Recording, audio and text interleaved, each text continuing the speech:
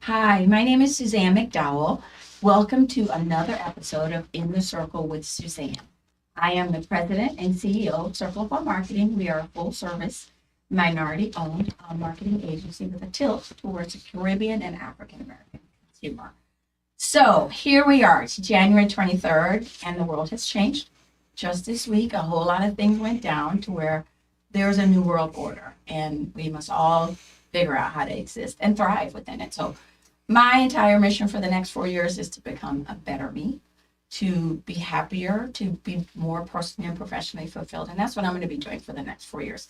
And that's what I urge you to do. So we're so excited to be here. I'm excited to be here with my very dear friend and personal photographer, Mr. Sexy Man. Hi, David Muir. Hi, Suzanne. How are you doing? I'm spectacular. Or as I like to say, I'm sexy as ever. He's sexy as ever, sexy as ever. Well, I love that very much that you call yourself Mr. Sexy Man. So very confident, and I like that. And honestly, it was a joke. It's just so crazy the way it's stuck, but it's great because it's a big part of my personality, and it's also branding. So, you're a marketing guru in my eyes, and Thank you. and so genuinely for me, I have a journey I could talk about. Oh no, we got.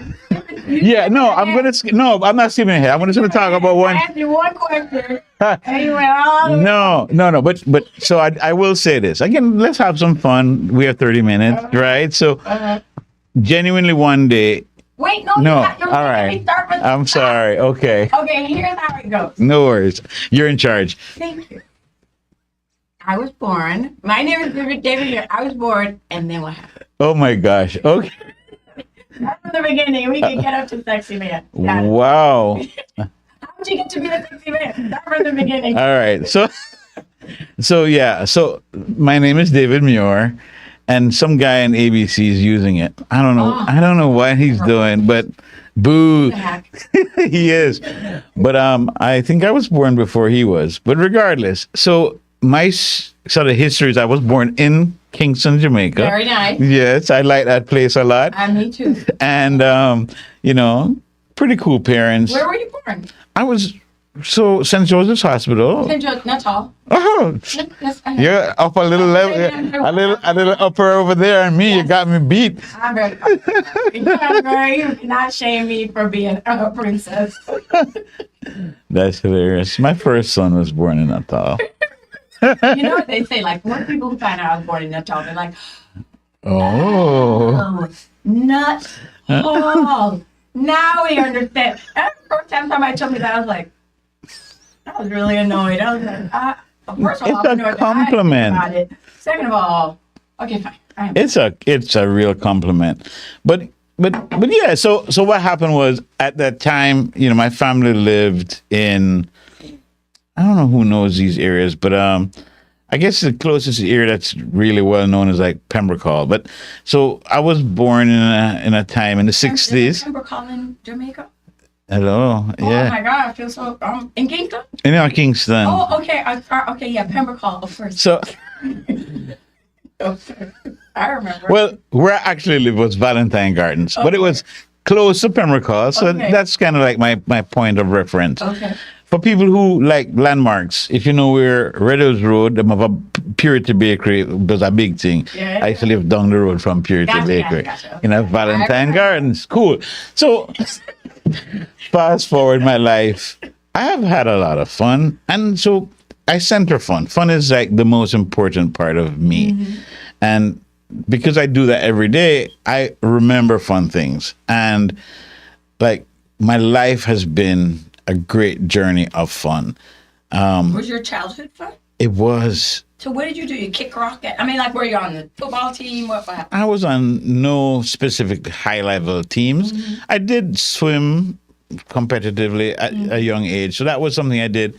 I was a roller skater. So What? yeah, so I was out there on So the you could do street. that whole I could do back everything, the thing, back thing, everything. I was at Skateland every weekend. What? I used Skate? Oh my God. In Halfway Tree? yeah. Skate line Halfway. Oh my God, I used to love Skateland. Me too. Love Skateland. Yeah. So I was a Skateland Oh my God. fanatic. Yeah. I was the girl that would fall and somebody like you would just slide over me like, what? Get away, amateur. Yeah.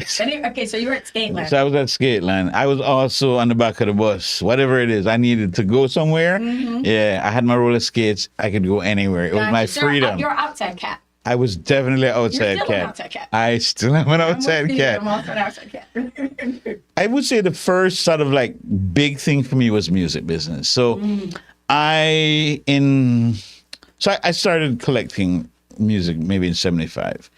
And then I started playing at parties early 80s. So I typically say 1980, but more realistically, I probably started playing at parties in like 81, 82. 1983 was a big marker for me because that's when I started first like entrepreneurial thing. So I claim to be an entrepreneur for 42 years because if I started 83, that's 42 years ago. But the first thing I did was a party called Summer Session of the Century. I was still a teenager. And this was where? Upper St. Andrew. So it actually was at my friend's mother's house. His parents were separated. And she was looking for some entertainment. She was bored. it was cool though. It was like $5 to come in and you got free beer, Red Stripe with that, and it was a thing. It was. Wait, but how old are you? At that time, probably 14. I don't know if people understand. Like in the Caribbean, like nobody's looking at you. How long? Most of us start drinking. What? 15. I was drinking before that 15 time. Excuse me. me. And you know what's crazy about it is stuff that you'd have to do to have a party. Like I'd have to go get liquor on consignment. Why is a 14-year-old getting liquor on consignment to host a party? Like, here you go, Mr. Muir. Exactly. Consignment. We pay after. You pay. Oh yeah. Yeah. You So ever used to run out of liquor?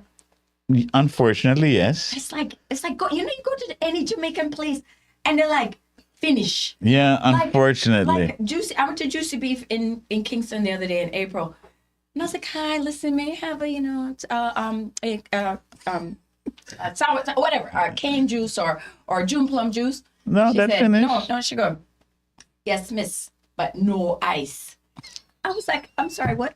She Ice said, done. "No ice, no ice." that- I said, "No." I like, "There's a store next door I'll go get you some ice." So yes, in Jamaica they love to say, "Finish." Well, so that makes me jump all through the story now. 1988 was a pivotal time. Let me go back a little bit. So 1986 started my first sort of sound system official. So I always DJ'd stuff, but in 1986 started a sound system called Ambassadors Disco, and it was a big thing. We did the big things, and somewhere in that realm, people who know, we became, I would say, the number one most popular uptown sound system. Dominated for sure in that 1987. So before us, there were some great sounds, and we started 86. By summer 87, we started to really take off. And so those years were spectacular. I did everything. I was on the radio. I played in the clubs. I was, sort of house DJ for almost every major club in Kingston. Wow, you had a good life. I did. You're right. People, I say that to Flora all the time. Flora, my love and event director. I go, people pay us to have fun. I love that so much. Yeah. No, man, 100, 100. Giving me money for So my whole life has been having fun, like literally. yeah. Making a career out of fun. It really has been. But I did the sound system stuff. Then at some point, many people don't understand this part. They were like, well, why did you ever stop doing that? We got too popular. We couldn't be an uptown sound anymore because everywhere we played, people who were not uptown would come and it would become an issue because now it's like the element, we can't. So it became a thing. So we had to stop doing it because we were too popular. And it's crazy. That's really what happened, literally. So, yeah. Honestly, I've heard that. My nephew is also super popular, and I remember he actually moved to California because he's like, I'm tired of being popular. Yeah, I can't. It's too much. It was too much. Yeah. So somewhere in the middle of that, Crazy. yeah, it is crazy. A lot of crazy things have happened in my life. So I did end up leaving Jamaica for love and to get married. I was like, I'm in love and I'm going to get married. And I jettisoned my bride-to-be, lived in New York. Sounds great. I moved to New York. I continued playing music there. Was what I knew how to do well. I literally landed on my feet, kept going, was wonderful. But somewhere in all of that, family life became a priority. And Good.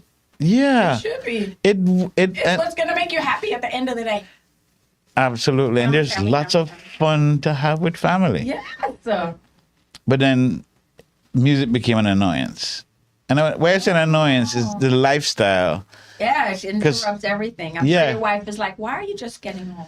Well, the good thing is she understood. She was there from early. So she knew Yeah. my life. And She's like a David groupie. no, Was she like this? Oh my God, will you play my song? no, And then no. you were like, yeah, babe, I'll play your song. And she's like, you're like, Suzanne, you're hilarious. But no, she was. Your cocklet. Anyhow. Sorry, I'm sorry. No, it's all good. It's all good. But no, I was not your stereotypical Jamaican selector. No. Very good. Because Thank you. what you described was normal. I'm not normal. Never have been, never will be. I appreciate you. Cool. The journey, though, sort of wobbled because I was like, okay, I need to get out of the music business. It didn't want to let me go, though. Like, no matter how much I tried to say, I'm not doing it anymore. People call and say, yo, I want to book you for this. I'm like, no, I'm not doing it no more. And I'm like, no, what do you mean? And they're like, $2,000. Yeah, exactly. It was like, or whatever numbers, because they're like, no, you can't quit this. We need you. We love you in this role.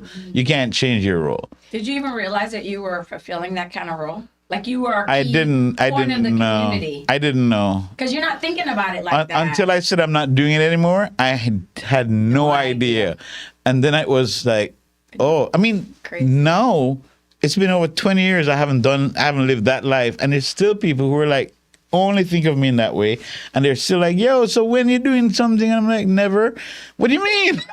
They're like, They think you owe it to them to continue entertaining their lives. because the memories that they have when you were the DJ, and you're like, but I get to have a life myself. Correct. Because they get to go home, Right. right? Yeah, they never clean up the thing and and pack it's up the sound and Yes. roll up the wires and have to go to the storeroom and this and that. Like, people think that when party over at 2 a.m. or 5 a.m, that is over. It ain't over. There's a whole The of whole work system, to continue. Yes. As a And production person, I know. and when I was in that world, primarily as my main business, like, you have to function in the day too. So you're entertaining people at night, but then you have to do all the work. I do your regular life work. Yeah, so because you have to make sure that your sponsor partners, your partner partners, everybody, they work 9 to 5. So you got to operate in their time as well as in the entertainment time, and people don't understand how. Did they think that? I find that people who are in the entertainment business, people like you, not people like me, because my stuff looks like that. So I feel like people go, oh yeah. But somebody like you, where they may think it's just a one DJ, they don't see the machine. The machine that has to get you from point A to point B. And a lot of times people, like, they take that for granted. And you're like, I'm a business. Like, I know my business is fun. And I know, I'm having fun too.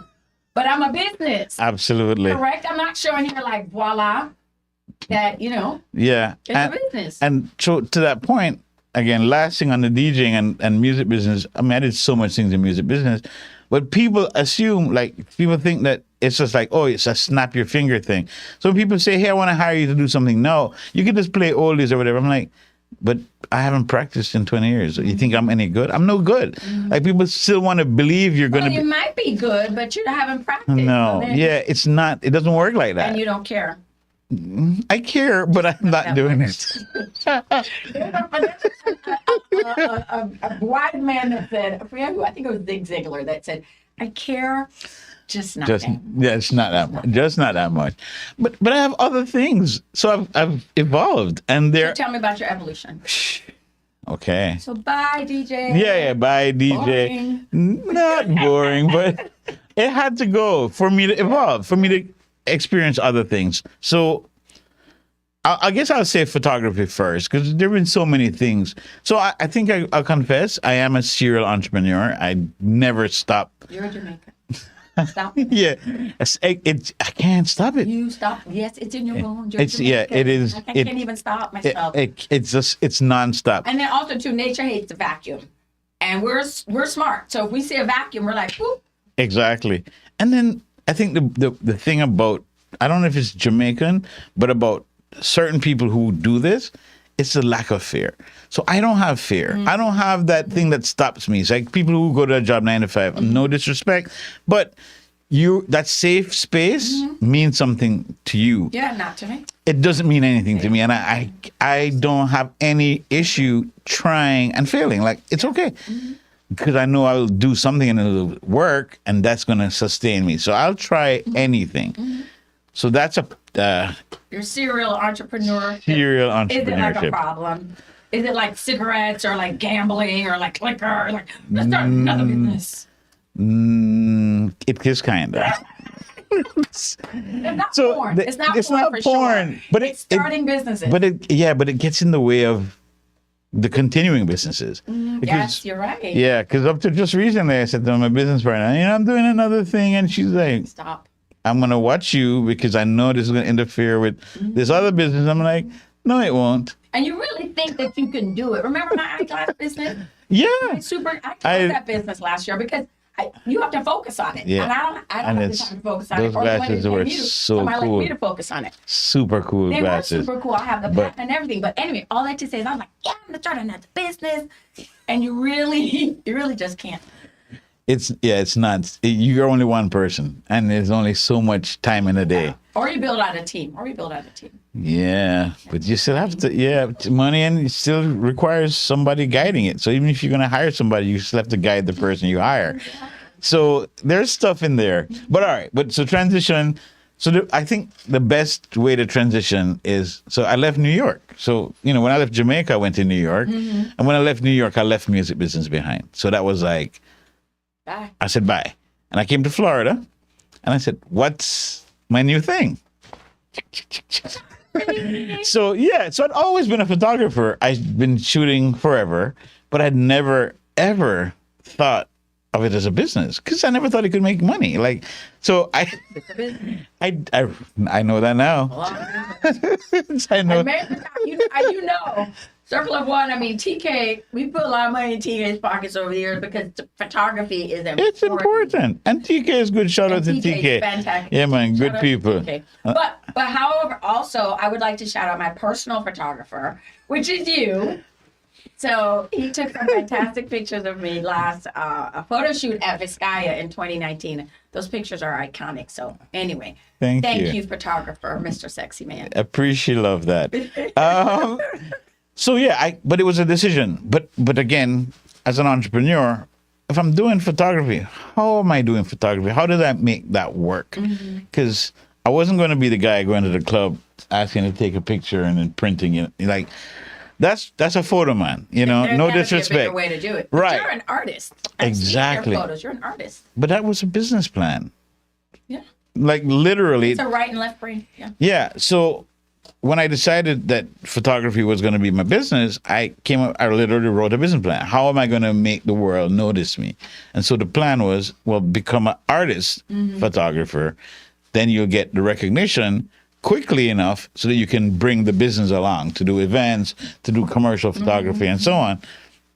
So for me, that was a big decision. Like, how do I make this work? And the goal was do the photography as art to build photography as commercial work. Yeah. It was a building block. It was a building block. But I didn't know it was going to end up the way it did. So I started doing these shows of my work as an artist. I got invited. I did, shows with others.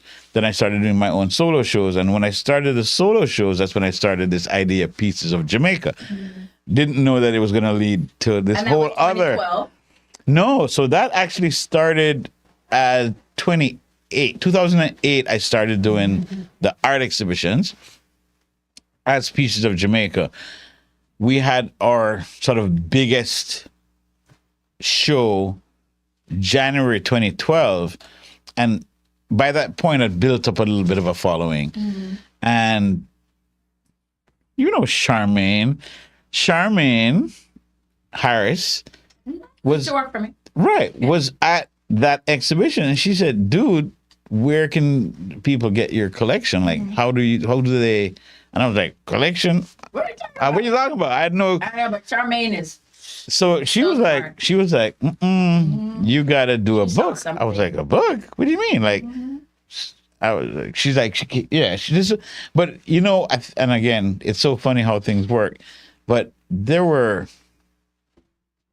at that particular exhibition of Pieces of Jamaica, it was January through maybe March 2012, we had thousands of visitors. But the opening night was like a big party. There were like 500 people. And she was at that event and she was like, dude, too many people love your work, love you, what you do. Let's do something with this. And then she came back to me with a thing and I was like, nah, the splits on the author stuff didn't vibe with me. I was like, this does not make sense. So I sort of counter proposed to her to say, hey, I'll invest in this thing. Let me finance it and you just be the company that I'll hire to publish it. Gotcha. And she was like, deal. I was like, perfect. So in the end, I paid essentially a flat fee for that service. And then I got my first book. And it was like, Yay. again, I had no idea what a book would do. But then, so I had a book now. People are calling you. Hey, would you like to speak at You're official. Notre Dame University on Official. culture? I'm like, what? You like me? Like, heck yeah. Hang up the phone. Call somebody. How do I charge to speak? What's the honorary? Yeah. Supposed to pay for my travel. Oh, what? Yeah. So it was like this whole trajectory. Now I'm like, what? I had no idea that this world existed, but it was great. So that was like super. So how did you get to Island Space Wow. with Miss Khalid? Only because we have 8 more minutes. Oh my God. Where did time go? Oh, I'm chatting away. Sorry. No. It's about you. It's about you. So- I just don't want to. Yvette Harris will beat me up if we don't talk about ragged genealogy. No, don't let. It's super cool I people. feel like But she could take me though. I'm kidding. I don't know. Anyhow, but yeah, so Khalib and I ended up doing business together in the first season of Taste the Islands. So Khalib, we met, funny enough, we met at one of my Pieces of Jamaica art shows. She was sent by somebody to interview me. So she came in, interviewed me. Apparently she didn't like how cocky or self-assured I was. Whatever it was, we didn't do well You're together. right. I thought she was cool. She didn't think I was cool, but it was what it was. But she was working on Taste the Islands TV show, and she, I guess, wanted some advice. So she called me. She said, hey, who do I talk to about? Who do I do this with? And I gave her some advice, and then she came back and she's like, hey, I'm doing this other thing, Island Origins TV, interviewing people of Island Origin. And I'm like, would you be interested in the interview? I said, sure. So then she interviewed me for that. Then some things came around and she was like, would you like to be the photographer on this project? I'm like, cool. So after a while, we ended up doing a few things together. And then somewhere in there, we became business partners. So we started a company together called Island Syndicate. Space, which is Island Syndicate Island first. Syndicate, which is now Island Space. Which is now Island Space, is Which a is in spin-out, Broward which is Mall. in Broward Mall. Proud of all. And It's, so tell me, what are you doing on the second?